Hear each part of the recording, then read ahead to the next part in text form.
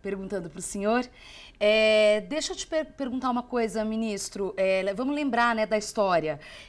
Bolsonaro, atual presidente, foi do Exército e foi expulso do Exército quando era capitão por insubordinação. É possível, e ele tem mania de falar, inclusive, o meu exército, as minhas forças armadas. Ele usa muito esse pronome possessivo.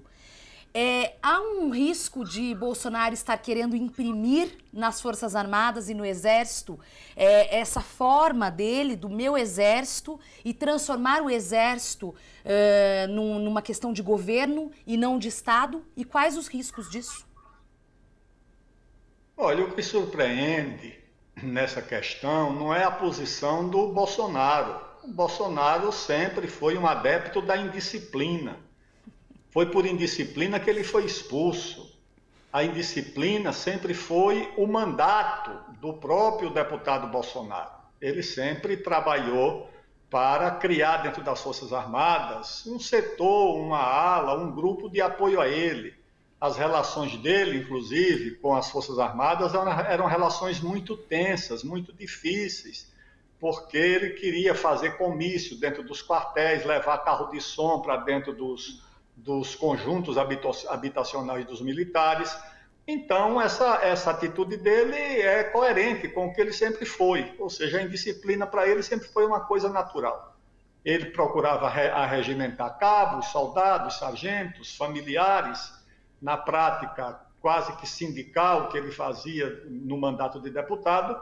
Agora, na presidência da República, ele deve ter pensado, além de cabo, sargento e soldado, eu também posso arregimentar para o meu grupo político os generais. Então, a atitude dele não surpreende. Surpreende a posição do Exército. Aí surpreende, que sempre foi uma posição de rigor em relação ao Bolsonaro, desde quando o comando do Exército pediu a expulsão dele, depois, quando proibiu que ele fizesse esses comícios dentro dos quartéis, e recentemente, por que é que o presidente da República destituiu o comandante do Exército, o comandante da Marinha, o comandante da Aeronáutica e o ministro da Defesa? Provavelmente porque não obteve deles, tá certo, o que obteve agora do comando do Exército. Ou seja, a indiferença para a indisciplina que é chefiada, na verdade, pelo presidente da República. Eu não vejo risco das Forças Armadas embarcarem em aventura de Bolsonaro. Bolsonaro é um presidente que tem o poder formal conferido pelo cargo que ocupa, mas não tem muito mais autoridade, nem política, nem moral, nem capacidade.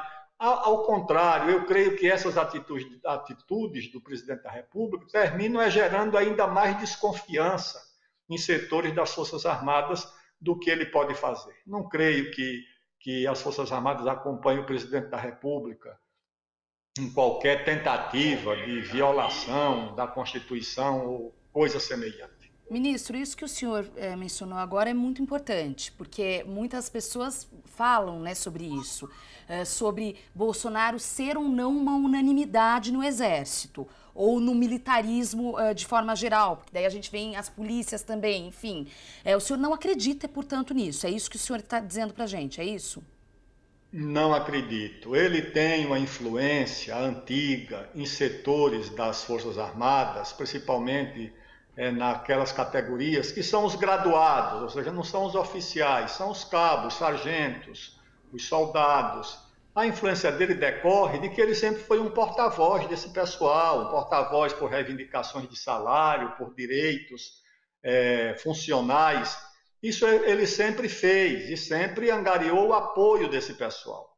Mas na hierarquia das Forças Armadas, claro, qualquer estímulo à indisciplina é visto com desconfiança.